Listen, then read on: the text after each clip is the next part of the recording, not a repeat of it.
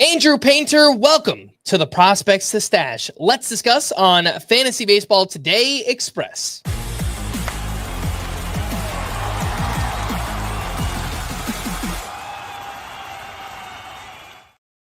Welcome into FBT Express on Thursday, May 29th. I am Frank Stampfl, joined by Scott White, and let's take a look at the top 5 prospects to stash. Leading off with a new number 1, Jack Caglione of the Royals, followed by Roman Anthony of the Red Sox, Bubba Chandler of the Pirates, Logan Henderson of the Brewers, unfortunately for that one, and Andrew Painter, a new addition here from the Phillies. Yeah, Jack Caglione. I'm sure this isn't a surprise to people who pay attention to baseball because the world is abuzz with Jack Caglione hype. So he got to AAA recently, obviously made a big splash at AA, got to AAA, and homered 5 times in his first 6 games there. So, I mean, the Royals are saying all the things you'd expect them to say. They don't want to rush him. They want to see sustained success, all of that. The Royals have a small window of contention by virtue of being the Royals. They're back-to-back AL championship teams, won with the World Series. It was a 2-year thing, and then it was over. So that kind of exemplifies how they need to act when they're good. And they're good right now. They're over 500. They were in the playoffs last year. I think they have the pieces in place to get there again. But what would really put them over the top is another big bat. And he's waiting right there at AAA. Jack Caglione, legitimate 80-grade power bat. He hit a ball over 120 miles per hour this year, a number that only 5 major leaguers in the entire history of StatCast have reached. He's hitting 440, 450-foot home runs with regularity. And it doesn't seem like he wasn't challenged to AA. It doesn't seem like he's any more challenged to AAA. He's been playing a lot of outfield. I know he's a natural first baseman. The Royals outfield they're good everywhere except the outfield. Their outfield is the pits. Drew Waters is the only outfielder with better than a 700 OPS, and he's probably not going to sustain that because he's Drew Waters. So between Jack Caglione forcing the issue with his performance and fitting the Royals' needs exactly during one of their few windows of contention, this has got to happen. I don't know if it's going to happen in the next week or two, but it could. And when it does, you'll be glad you stashed Caglione ahead of time. All right, let's talk Roman Anthony. I think there's a path here potentially because the Red Sox have been introducing Christian Campbell to first base, where they have an obvious need without Tristan Casas. I thought that would clear a path for Marcelo Meyer by freeing up second base.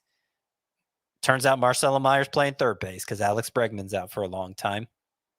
But they're still moving forward with Campbell to first. They're planning to start him there for the first time this weekend. And that would still free up second base. For who? David Hamilton? At least in the short term, yes. But I don't think in the long term that's the idea. Whether the Red Sox know it or not, putting Campbell at first base is going to ultimately clear Anthony's path to the majors by sending Ceddanne Rafaela to second base. They prefer his defense in center, understandably, but he can play second base. And it's malpractice to keep Anthony in the minors forever. He's just too good, and he can do too much good for the Red Sox, especially compared to somebody like David Hamilton. So that's why Anthony's now up to second. The Campbell to first base situation. Chandler's fallen to third here. He had been first for a few weeks. He's fallen to third. Part of this is just stash fatigue. I've expected him to get called up all of May. It's basically June now, and he's still not calling up. He still hasn't been called up. And by the way, the Pirates, each of the last 2 weeks, have called up some other pitching prospect instead. Last week, it was Mike Burrows.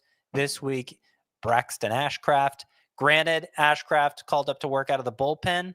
We don't want Chandler working out of the bullpen, so maybe that's fine. But just by having Ashcraft there in close proximity, that gives them another possibility to fill a rotation opening. And at this point, it's pretty clear they're just not that motivated to call up Chandler. And so maybe they're going to wait another 3 or 4 weeks till they're past the Super 2 threshold, the expected Super 2 threshold, and wait to call him up then. It's not the level of urgency they were showing even with Paul Skeens last year. And I do think it's worth noting, Chandler's walks have been kind of high lately. Past 4 starts, 13 and 18 in a third innings, 13 walks and 18 in third innings. Only throwing 60% of his pitches for strikes. Like, there may be performance reasons why they're holding Chandler back for as good as he looked early on. But the bottom line is, look, they could still announce tomorrow he's on his way out. That wouldn't surprise me, but I'm losing faith that's going to happen for Chandler. Logan Henderson back in the minors. Very disappointing. They did this after his debut, remember, a dominant 6-inning start. And that was disappointing enough. He comes back, has 3 starts just like that debut. You feel like he's there to stay. And they send him back down anyway. Beat writer Adam McAlvey of MLB.com cited 3 reasons for it. 1, an urgent need for relief help. 2, the impending return of several injured starters. And 3, a need to manage Henderson's innings. He only threw 81 in a third last year. I don't know. I guess those are all valid reasons. I'd still rather see him in the majors. Obviously, by having him as the 4th best stash here, I think we will at some point soon-ish. But it is true that the Brewers have a lot of pitchers coming back from the IL very suddenly here. It just happened for Aaron Savale. He just joined the rotation. It should happen for Brandon Woodruff and Jose Quintana in the next week. Quinn Priester appears to be ahead of Logan Henderson in the pecking order for some reason. He'll be out once those guys are healthy, but that's just another hurdle, another name Henderson would have to leapfrog. Quinn Priester. DL Hall just came off the IL. He was called up to work out of the bullpen, but he has starting experience, and that's what he was doing on his rehab assignment, so that's another possibility. Tobias Myers still kicking around in the minors. Nestor Cortez should be back, at least after the All-Star break. So, I don't think any of these guys are as good as Logan Henderson, but it seems like the Brewers are going to give them priority, at least to start out.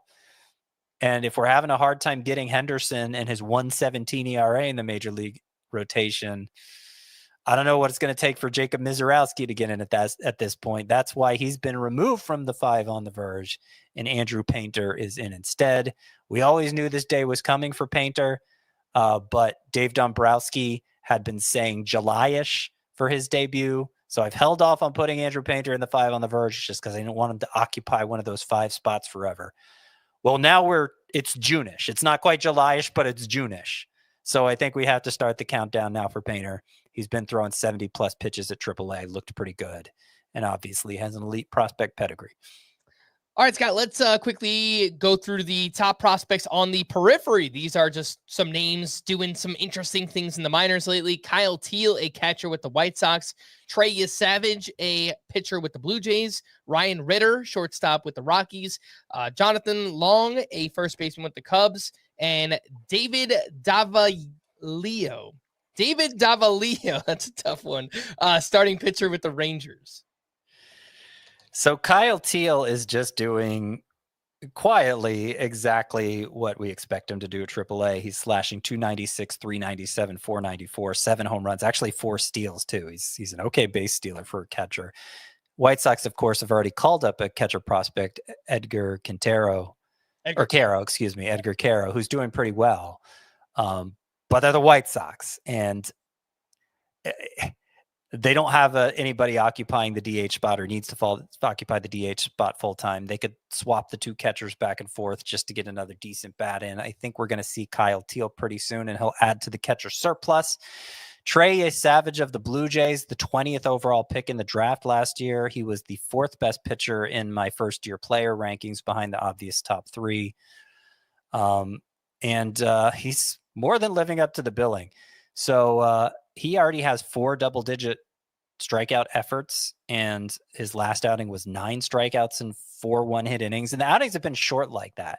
So he's getting double-digit strikeouts with short outings. That means his K per 9 rate, particularly in his last 7 starts, 17.6 K per 9, nearly 2 strikeouts an inning. A 23% swinging strike rate for Savage during that 7-start stretch. Just insane numbers. He's a 22-year-old who may be overpowering younger hitters with a deep arsenal, but even in those cases of a pitcher being over-leveled, you don't see numbers like that. I think Trey Savage is a really good bat misser. Ryan Ritter, 24-year-old shortstop for the Rockies at AAA. He's slashing 293, 405, 613, has 14 home runs down there already. No major plate discipline issues. A lot of the power comes from him pulling the ball well, but the exit velocities are still good.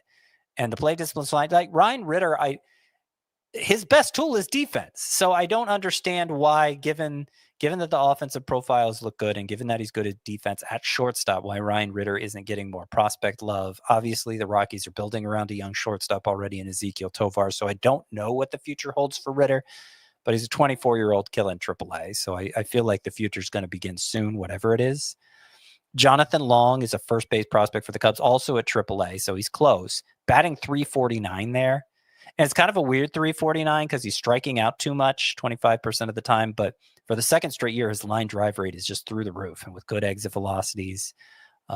Because he's limited to first base and because the Cubs have a couple young options they could use there ahead of him, I don't know what the future holds for Jonathan Long either. But a guy hitting 350 at AAA with good exit velocity, this I think is worth bringing up.